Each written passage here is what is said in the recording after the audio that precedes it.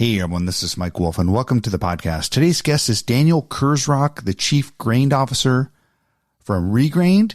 ReGrained is a company that uses spent beer brewing ingredients to make consumable food. They've been a company that I've been watching for a while as part of the broader upcycling and upcycled food movement and one of the founding members of the Upcycled Food Association. So I caught up with Daniel to talk to him about his business and the growth of the Upcycled Food Association. And it was a really interesting story.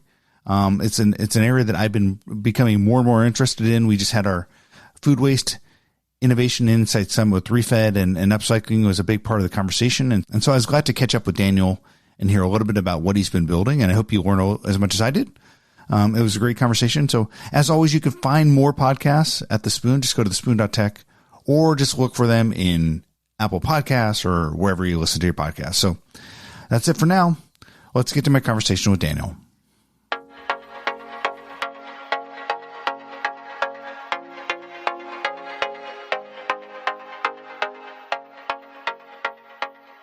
Welcome, Daniel. How you doing, man? I'm great. Thanks for having me, Michael. It was great to see you. Chief Grain Officer, also CEO and co-founder. You wear a lot of hats over there. So I'm excited to talk to you today because we're going to talk about upcycling, something that you've been pretty intimately involved with for, I think, about a decade now.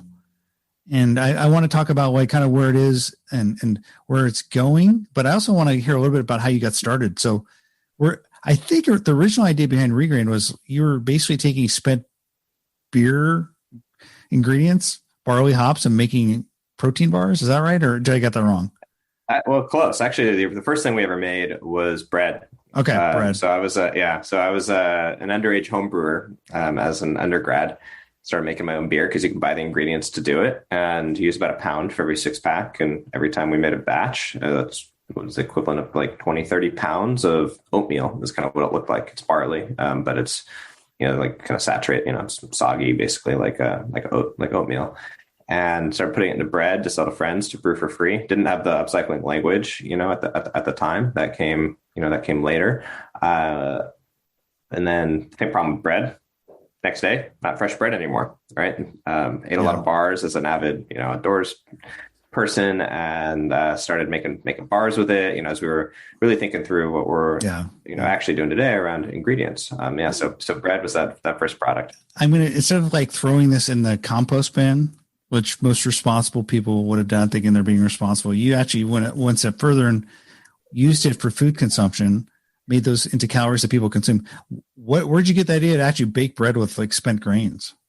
Yeah, so there's actually a really rich history of home brewers and also brew pubs around the world. Probably I'm more familiar with what's around the U.S. of using some portion of their grains from brewing because it's well documented for many years that this is really a nutritious material. The brewing has taken the sugar, so what's left is a lot of great protein and fiber. And so there was, I was able to actually go online and find recipes for bread and pizza crust and pretzels and things for, folks in the home brewing community that have done it before. So I hadn't seen, there was no examples commercially of this happening other than, small menu items for brew pubs, but was definitely inspired by the traditions and ethos of the home brewer of, hey, let's use this. And then you kind of couple that with, you mentioned compost. So I grew up in Northern California in the Bay Area, and not only with municipal compost, but also with a vegetable garden in my backyard that my, dad was very proud of. And if I had gone somewhere like UC Berkeley, I probably would have never come up with ReGrained because I would have had compost or a vegetable garden or something like that. But at UCLA, which is a bit more urban and didn't quite have the infrastructure at the time for compost, all I had was we had a single bin. We didn't even have a separated recycling at the time. The way that recycling was handled was people would come and collect it and turn it in for money. And so there's just one bin that everything would go into. And so I was actually physically taking this giant container, I think it was literally like a cooler that you'd see on the sidelines of a sports match. I guess not giant, but large, right? Filled with this grain that smelled delicious, and dumping it into the trash. And so that's what inspired a kind of a deeper level of inquiry as to, hey, there's got to be something better that we can be doing. We don't have compost here. It smells like food, tastes like food. it's barley. Like, let's do something better with it. So maybe it was a hobby to start. People maybe liked your bread. And at what point did it go from, hey, cool hobby to, hey, let's start a company? It was kind of a hobby that would then fund the other hobby because we couldn't sell the beer. Obviously, we weren't even supposed to be brewing it. And even when we were 21, you can't sell your home brew. It's very regulated industry, as you know, as is obvious. And so it was kind of this like side business to fund the hobby of making beer. And I originally wanted to actually have a brewery. I loved the craft beer movement. This was, if you remember, we're talking like 2010 or so. This is right when craft beer was really taking off. There was 2 new breweries opening per day. There was folks really pushing the limits on, the 4 ingredients that go into the beer making process and the different flavors. But the craft beer kind of distinguished itself first in the 90s, with like Sierra Nevada. And I mean, Anchor Steam claims to be the OG, craft brewery up in the Northwest. You've got Red Hook. Yeah. You've got the Boston Beer Company, the maker of Sam Adams. Yeah. You've got the kind of the OGs of craft beer. It was reaching kind of the second wave precipice. And so you kind of looked around and thought, maybe I can do something. Yeah. I thought, hey, what are these other breweries? So the idea was like, let's have a brewery that's also a bakery and just have a kind of closed loop, entity. Still love that idea. Maybe we'll do it someday. But the kind of aha happened when we started researching and interviewing breweries, especially those that were in, urban areas, and asking them what they were doing with their grain. And we learned that while this had a really rich history of being used for animal feed, animal agriculture, there's this new surplus of this, especially in urban areas.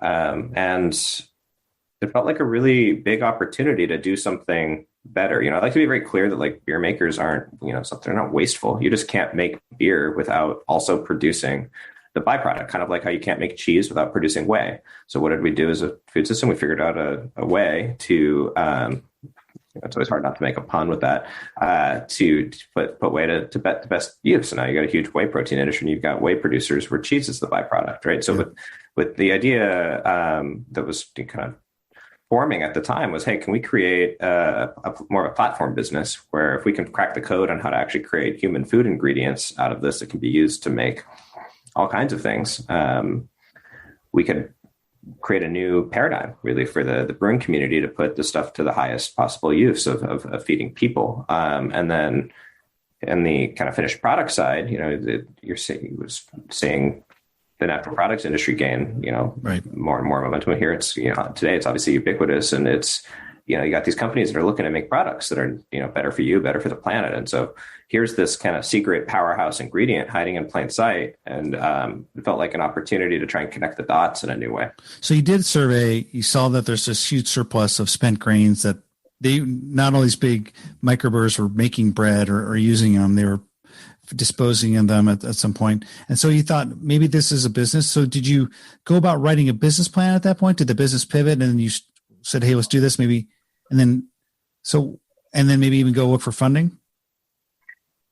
Bit of a non-traditional path in a lot of respects. We were undergrads at the time, and as myself and my co-founder Jordan, we took in our final semester of, I guess, quarter of college, we did an entrepreneurship class where we did put together a business plan and really took kind of in more of an academic format, a look at what we might want to build.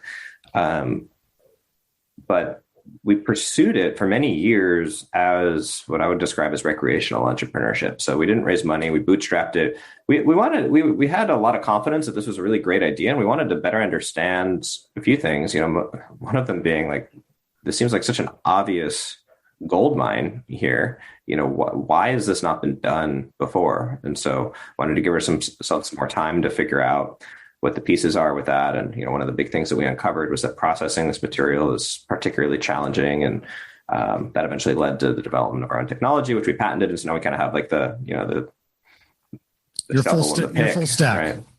Yeah. Yeah. And so that's, once we got it to a point, of kind of incubated it, bootstrapping it, for a number of years before we got it to a point of, justifying like raising some capital to do it in a bigger way. And so we raised our first round in late 2016 and early 2017. And so from like 2012 till then, we were testing and learning. Yeah, we were like making nights and weekends, making bars, selling them at farmers markets, trying things like calling them, eat beer bars, and try and to better understand the different ways the ingredient could be used. And so it was, we were young and wanted to get some experience under our belt before we really went for it. So you developed your own processing that you ended up getting patented. So what was your background? Were you a food scientist? Was this something that you had to bring in outside experts? Did in the process of this, you become something of an expert here? Tell us about that. Yeah, learned a ton over the years. Did not study food science. We did have to bring in some outside expertise. We did that again non-traditionally. We actually partnered with the U.S. Department of Agriculture with their agricultural research group and did what's called a CRADA, a co-research and development partnership, where together we evaluated kind of the existing array of solutions for stabilizing this grain that comes out of the breweries and preserving the nutrients in a safe and usable and desirable way. We found that nothing that was kind of out there off the shelf was sufficient. Had a breakthrough deploying an application of infrared processing that was novel enough to be patentable, and we're awarded the patent from that. So we actually co-invented this. We co-own the patent with the U.S. Department of Agriculture, and we have exclusive commercial rights to it. But it's through this really kind of interesting arm of the federal government that not a lot of people know a lot about. And that patent process, that co-development process, did that initiate during kind of the side hustle years, like the 2012 to 2016? When you're just kind of doing it, maybe you had another job. Was that when this was all being done? Yeah. So that we started, I think I wrote the cold email to the USDA in 2015. And we just concluded, I think we formally started working together in 2016. So we just concluded, 5 years of working with them. Okay. I'm kind of shocked. Like, I feel like if I wrote a cold email to any government office, there's chances that it ever getting a response, let alone developing like a partnership. I was blown away too. So like, how fast did they respond? Like, what was the initial response? It's like 24 hours. It was super fast. I was very targeted. I had learned about this arm of the Agricultural Research Service that's called the Healthy Processed Foods Team, and they're located in the one of their locations was in like the whole Western Regional Research Center was in Berkeley, basically Albany, California, and they had, and I learned this from a buddy that I was in grad school with at the time, that they had a program where they were looking at food waste and ways to reduce food waste and create novel ingredients, which is upcycling at its essence. So we were a just bullseye fit for what they were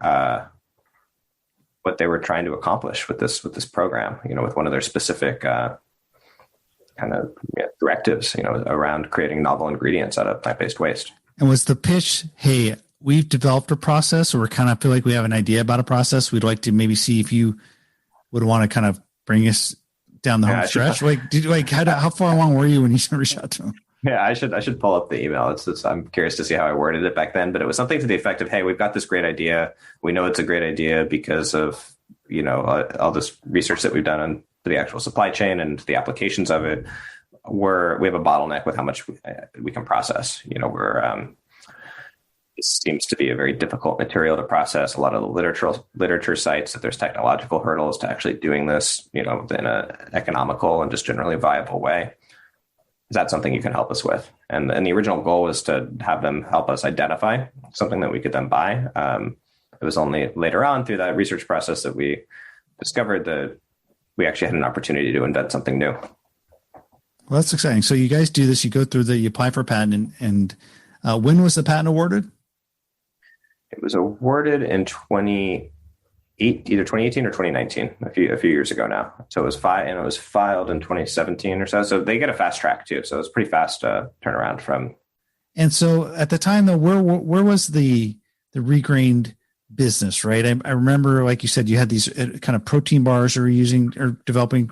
They were consumer products, but at some point you made the transition to an ingredients business. So kind of brings back to where you were at the time with the consumer facing business.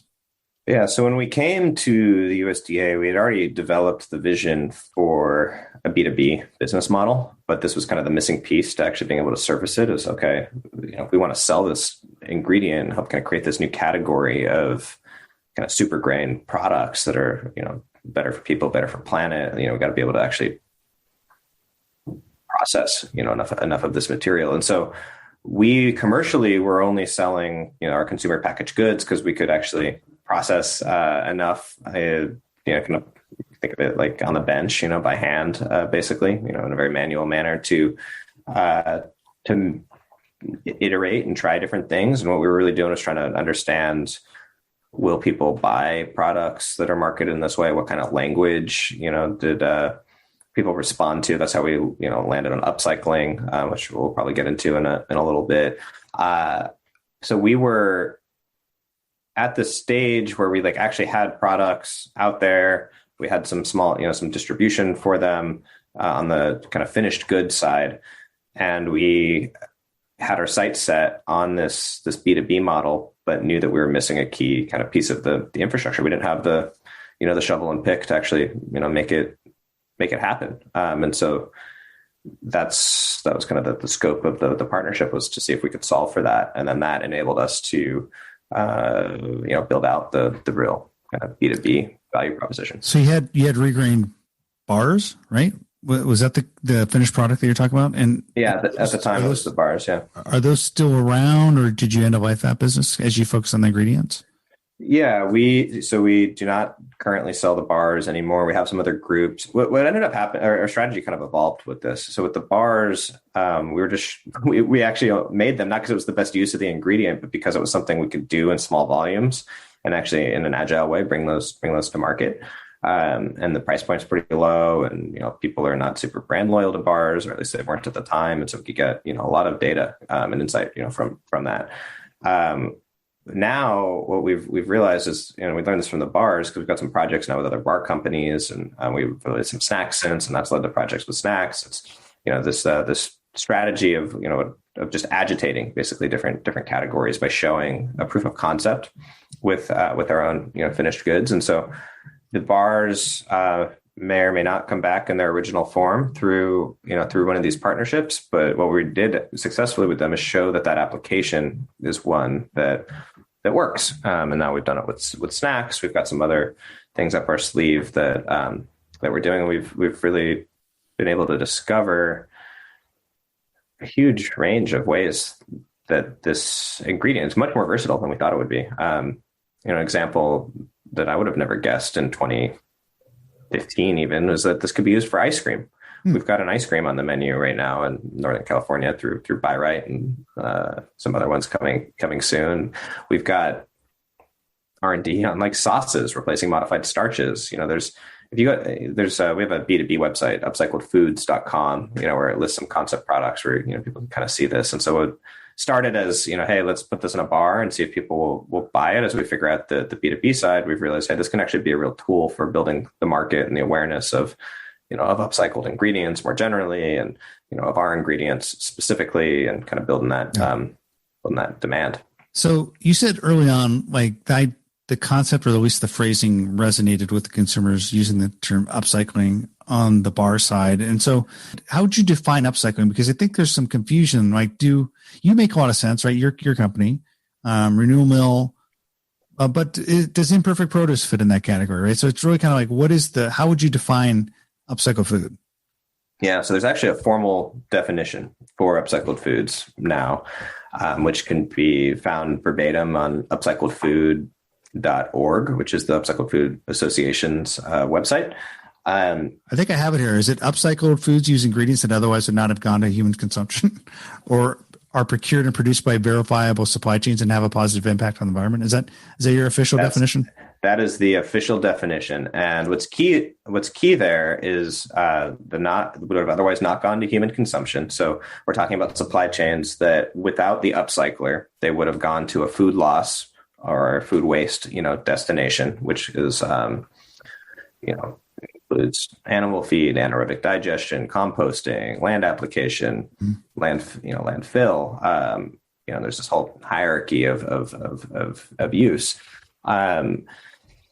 it's got to be a verifiable supply chain too. So, to show that we're not just these companies that are, and this all ultimately led to the upcycled food certification, which just launched formally last week, right? But for the way that I like to explain it is we're looking at sources of what I would describe as found food. So these are like overlooked, undervalued supply chains that have nutritional value, have functional application in human food products, but for one reason or another have been kind of slipping through the cracks of the food system. I think the brewer's grain is a great, kind of example. It's kind of the paragon of it in my opinion, because we're talking about a material that is, for every 6-pack of beer, there's a pound of this. So there's tens of billions of pounds available in the US alone.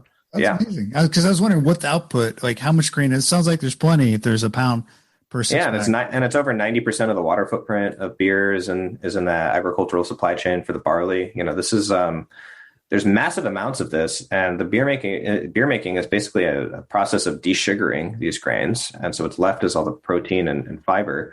But it's tough to use because of how saturated it is, how unstable it is as a result of that, and as a result, it hasn't been used at scale in the food system as an ingredient. And so with upcycling, what we're doing is we're closing that loop. We're creating a circular economy where there was, at least we're creating a better higher use, a channel for a better higher use. And so there's two buckets of upcycled food that when I like to explain it. One is analogous to what I'm describing with the brewer's grain, where it's a manufactured byproduct. It's a byproduct or an output from that would generate. Yeah, that could be a co-product. So like also in that would be ingredients like okara from soy production. That's what Renewal Mill's doing. Ingredients like the fruit from the cacao plant. So cacao is what we make chocolate from. We use the bean, but the fruit is, there's a supply chain there that could be tapped into. There's also the fruit from coffee, right? Where we also consume the bean for coffee. These are all kind of byproducts. It could be co-products. There's a bunch of examples of those. The other bucket is where like groups like Imperfect Foods can come in, where there's, it would fall more into like a farm level, like surplus more broadly category, which is, really, a key part of this is the verifiable supply chain piece of this, because there's been, juicing grade markets and canning grade, that sort of thing for cosmetically imperfect produce historically. But as our food system's gotten like theoretically more efficient in a lot of ways, it's become more inefficient in others. And, you've got examples like, apples that are grown expressly for the purpose of being juiced today. And so, there's cosmetically imperfect sources of those that are unable to reach the market. And so, I'd say, the two buckets, one is like, just byproducts, and the other would be, kind of surplus, which includes, the imperfects of the world. The Upcycled Food Association, you guys, ReGrained you were one of the founding members, and I think you just were one of the first companies to get certified the first to get certified for an ingredient, right? Yeah, that's right. So the Upcycled Food Association was founded by a handful of brands and the co-founders of the association itself, which is a nonprofit, Turner Wyatt and Ben Gray, came together and we said, hey, let's create a center of gravity for this world. We're all doing some version of upcycling as kind of the founding members, and there's a universe of others out there, and there's no one representing that. Conducting research and, really just, aligning everybody. And so now it's been about a year and a half. There's close to 200 members now, including big companies like US Foods and Mondelez and Dole are all members. Kroger's involved. Kroger actually just did they launched an incubator program where they funded some startups that are doing upcycling specifically, right? So like finally, in the last year and a half, we didn't just grow membership, but that formal definition was created by the Upcycled Food Association and its partners during that time, which was then used as the kind of launch pad to develop a third-party certification standard, which opened for enrollment last week. And so within short order here, we should start seeing products on shelf that are certified. It's really exciting. Why would you say the certification and the mark are important? Why do you think that you needed to officially kind of tell the world that this is what it is and this hasn't been approved and recognized as an upcycle food? Yeah, I mean, a lot of it comes down to trust and transparency. So this is an upcycling is a term that people need to be educated on, and it's one that has some pretty lofty ambitions of producing net environmental benefit, right? And without a third party, actually certifying, that these claims that are being made are real, it can be very easily watered down and greenwashed. And so by having kind of a standard identity for, first the language and then the actual identity of the seal itself for companies that are doing upcycling, signals to consumers, just like, for non-GMO and organic and the other certifications that are out there, that this is being done legitimately, and has been verified. And actually what we're seeing and obviously nothing's in market yet with this seal. So this is all kind of consumer, research. But groups like Matson, for example, have done studies, and they found that the seal increased purchase intent by around 50%, so it also drives purchases for the companies that are pursuing the certification itself. So it's important for the brands that are, out there, and ingredients that are out there that are using upcycling as one of their key kind of better differences as a company. And it's also, because it's important to the consumer as a signal for why they should care about a certain product. So that last part is a signal. Who are you speaking to? Are there consumers out there, like a significant number, that are looking for upcycle, that know it? I mean, everyone knows what organic is, right? We're familiar with that symbol. Is upcycling, are you kind of aiming for that? Is there a big contingent that you think will grow that are looking for upcycling? Yeah, it's growing a lot. What's we're seeing now is that there's not a lot of awareness yet of the term, upcycling, in the consumer. And I can send you, these are publicly available studies, that have been done by Matson and others, where once they are educated what upcycling, means, purchase intent is like dramatically increases, because this is fundamentally makes so much sense to so many people, right? Like we should not be wasting food.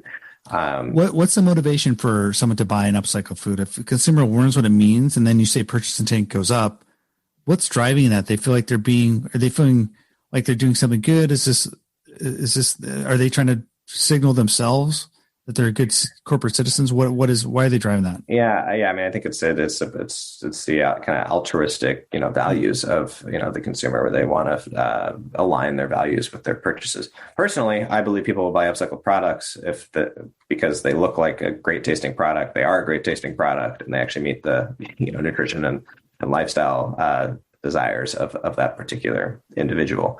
And I believe that something like upcycling, as well as things like, B Corp and 1% for the planet and fair trade and other kind of values oriented certifications are reasons for loyalty.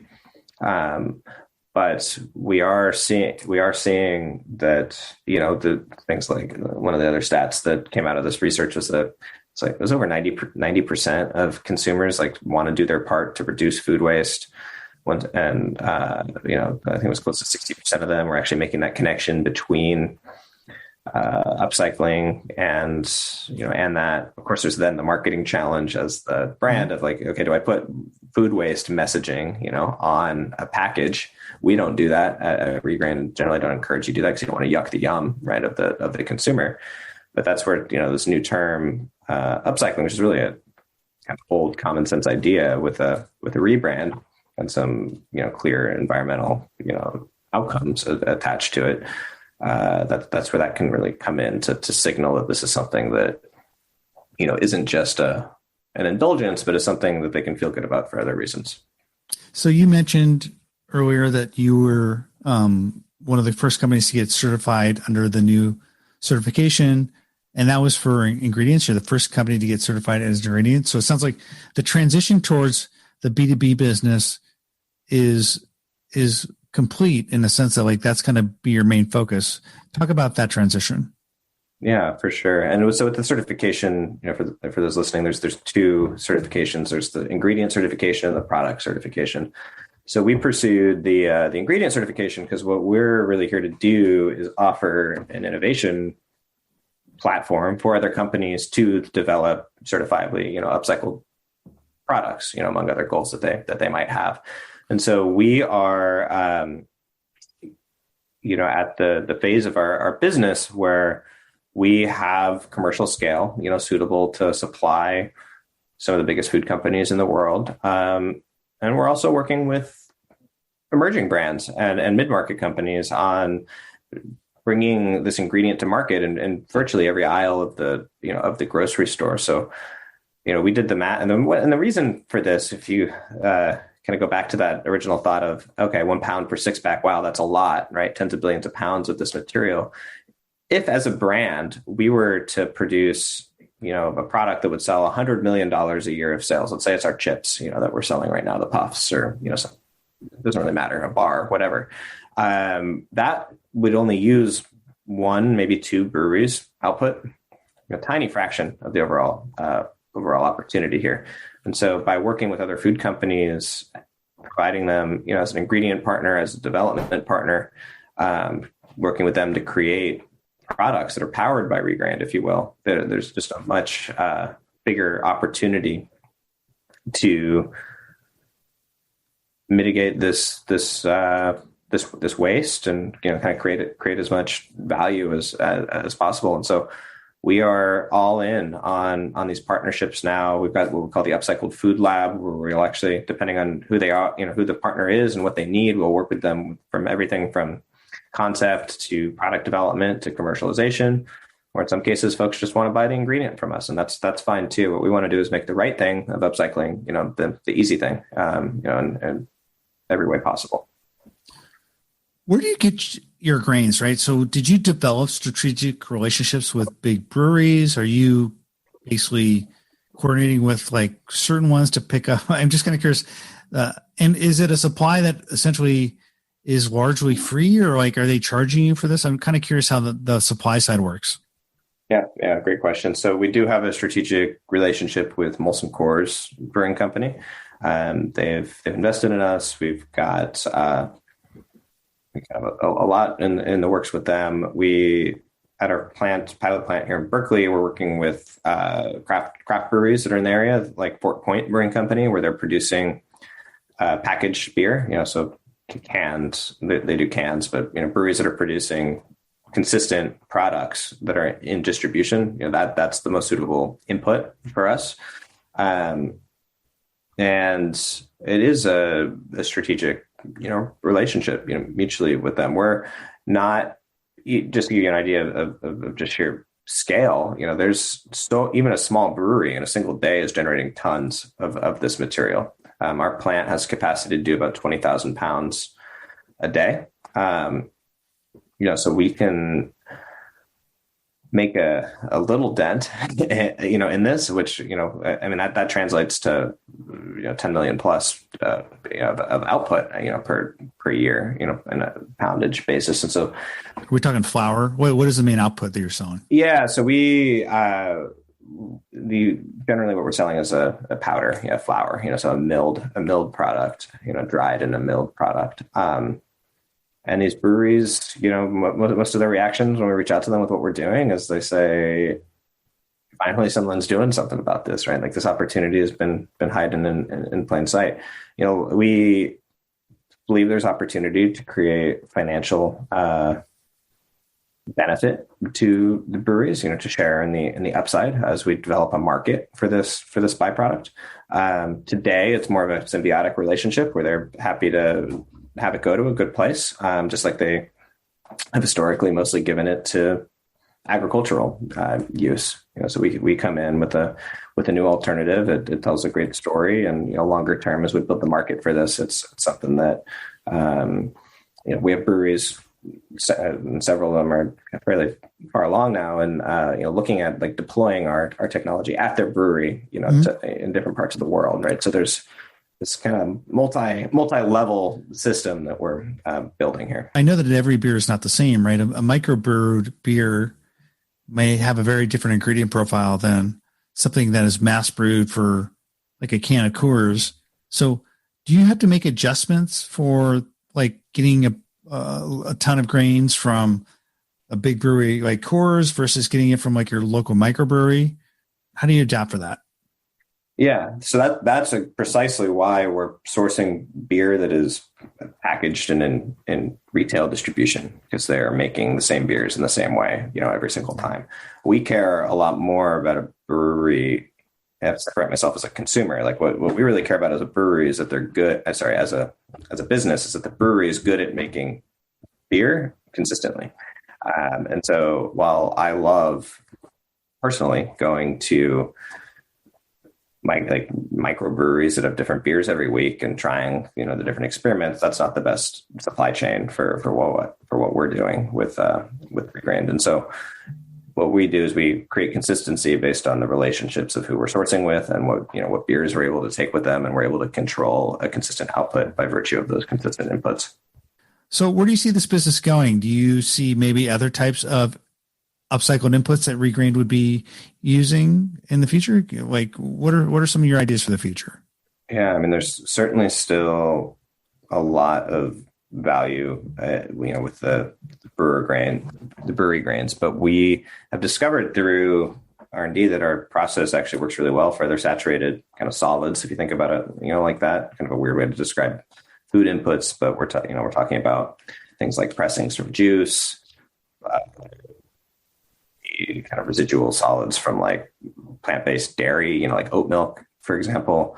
And so we are absolutely looking to use this platform to commercialize other inputs into kind of new, upcycle outputs that food companies can use to create just great tasting products that are delivering on, that better for you and the planet.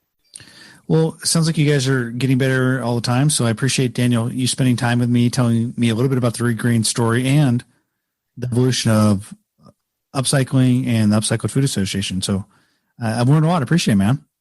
I appreciate the conversation. Thanks for having me.